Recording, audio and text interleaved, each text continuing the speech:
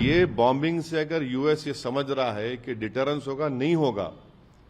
आप देखना आइंदा 5-10 साल में ईरान 90% एनरिचमेंट करेगा।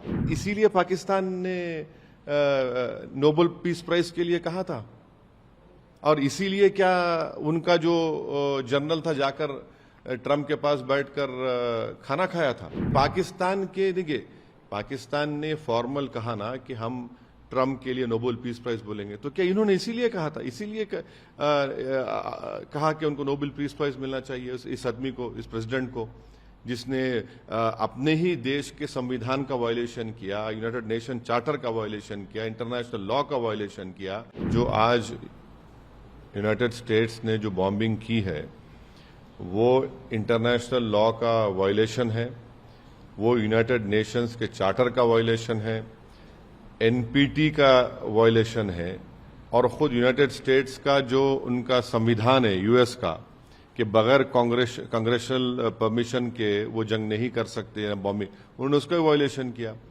और उन्हीं का इंटेलिजेंस डिपार्टमेंट, यूएस का इंटेलिजेंस डिपार्टमेंट ने कहा कि ईरान तो न्यूक्लियर वॉरहेड वेपन्स के करीब नहीं था। तुलसी गबार्ड का स्टेटमेंट है। ये सिर्फ एक फसाड क्रिएट किया गया।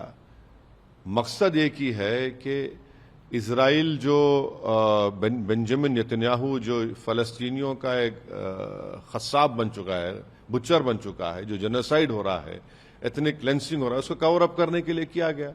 फिर 55,000 लोग मारे गए, अभी मर रहे हैं वहां पर, आप उसकी बात नहीं करते। तो ये बॉम्बिंग से अगर यूएस ये समझ रहा है कि डिटरेंस होगा, नहीं होगा। आप देखना आइंदा 5-10 साल में ईरान 90% एनरिचमेंट करेगा।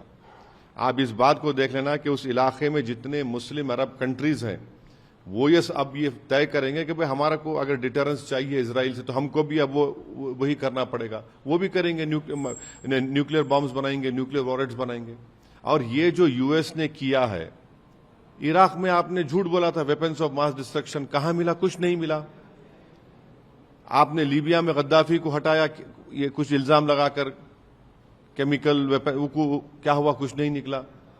तो आप ये जो इंस्टेबिलिटी क्रिएट कर रहे हैं, ये इंस्टेबिलिटी आपको ही महंगी पड़ेगी। अगर कल वहां पर जंग हो जाएगी उस इलाके में, जो अब पूरे आसार नजर आते हैं, तो फिर पूरा इलाका एक आग की झोंक में होगा।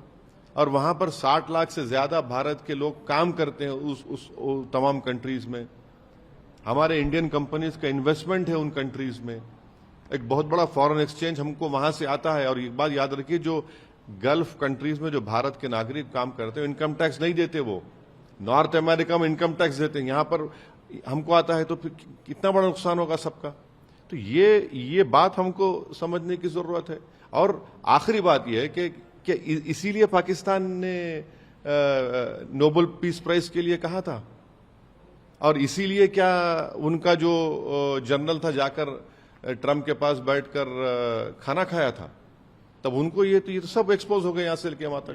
पाकिस्तानी मुस्लिम आवाम को नहीं, पाकिस्तान के देखिए, पाकिस्तान ने फॉर्मल कहा ना कि हम ट्रंप के लिए नोबेल पीस प्राइज बोलेंगे, तो क्या इन्होंने इसीलिए कहा था, इसीलिए कहा कि उनको नोबेल पीस प्राइज मिलना चाहिए इस आदमी को, इस प्रेसिडेंट को, जिसने अपने ही देश के संविधान का वायलेशन किया, यूनाइटेड नेशन चार्टर का वायलेशन किया, इंटरनेशनल लॉ का वायलेशन किया, एनपीटी का वायलेशन किया। तो क्या इसीलिए पाकिस्तान प्रेसिडेंट ट्रंप को नोबेल पीस प्राइज के लिए रेकमेंड किया था क्या? सर, यूएस की भूमिका मिडिल ईस्ट रीजन में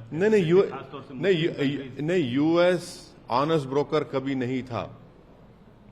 चाहे इराक हो, चाहे लीबिया हो, चाहे पैलेस्टाइन हो।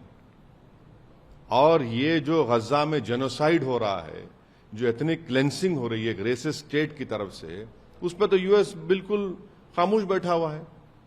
सारी दुनिया बोल रही है कि पैलेस्टीनियंस का क्या एथनिक क्लेंसिंग हो रही है। माने अगर वो लोग खाना लेने जा रहे हैं तो गोलियां चलाकर उनको मार रहे हैं। और पूरी वेस्टर्न ममालिक जो बड़ा पूरे विश्व में दर्ज देते हैं ह्यूमन राइट्स, अरे तुम लोग कह के ह्यूमन राइट्स बात कर रहे हैं? कौन सी ह्यूमन राइट्स बात कर रहे हैं? इजराइल के पास जो इतने वॉरहेड्स है, न्यूक्लियर टेक्नोलॉजी है, वो लोग बोलते हैं एक्सपर्ट वो 700-800 है। इसराइल ना एनपीटी का मेंबर है, इसराइल आईएईए को अलाउ नहीं करता, आप उसके न्यूक्लियर जो बनाकर बैठा हुआ इतने वर्षों से उस पर कोई बात ही नहीं करता। तो ये इनका डबल स्टैंडर्ड है, इनकी हिपोक्रेसी है। सर, इजराइल के प्रधानमंत्री ने ट्रंप की तारीफ की है, बोला है कि ये कार्रवाई इतिहास बन गई। इतिहास यही बताएगा कि अगर जंग शुरू हो गई, जिस तरह इराक में हुआ था, इस तरह अगर जंग शुरू हो गई तो नुकसान खमियाजा कौन भुगतेगा? कितने मासूम लोग मारे जाएंगे? इसमें भारत के लिए परेशानी हो जाएगी। ये नहीं तो इतिहास ये जरूर लिखेगा कि बेंजामिन नेतन्याहू फलस्तीनियों का बुचर था, जिसने गज्जा में 55,000 फलस्तीनियों को उनका जेनोसाइड किया, एथनिक क्लेंसिंग कर रहा है। वो तारीख में जरूर लिखा जाएगा। भारत का ईरान से, यूएस से और इजराइल से जो स्ट्रेटेजिक पार्टनरशिप है, इस सिचुएशन में अरे हम ईरान में छाबार पोर्ट बना रहे हैं, 20 साल उसको ऑपरेट करेंगे। हम पाकिस्तान को बाईपास कर अफगानिस्तान में उनकी मदद करेंगे। तो हम उम्मीद करते हैं कि भारत सरकार इसका नोट ले, इसका कंडेम करे। ऐसा तो हम पॉलिसी हमारी कुछ तो वाज़ेह साफ पॉलिसी होनी चाहिए हमारी इसके ऊपर।